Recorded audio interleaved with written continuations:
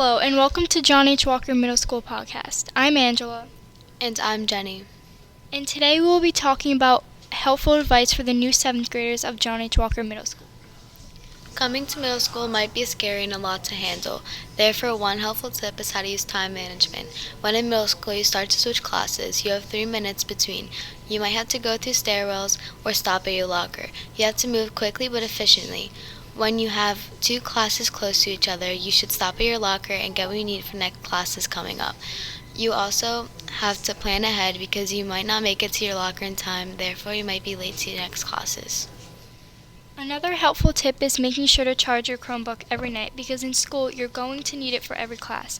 You also want to make sure you're taking care of your Chromebook and holding it in a safe way to make sure you have the case on it. This is because if you drop your Chromebook, it won't get damaged.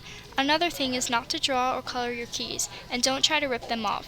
Try to keep it clean and don't spill any drinks on it.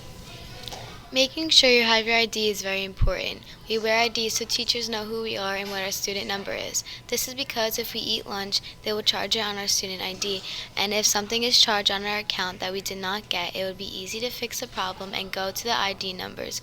If you have forgotten your ID, then you will get a loaner for the day. Once you have forgotten it multiple times, then you will start to get a detention or a call home.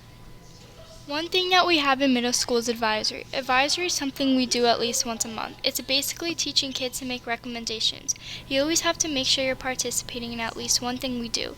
It's a class mixed up with 7th graders and some 8th graders. The reason why this is a thing is because if you get to know new people, most of the times we all work together.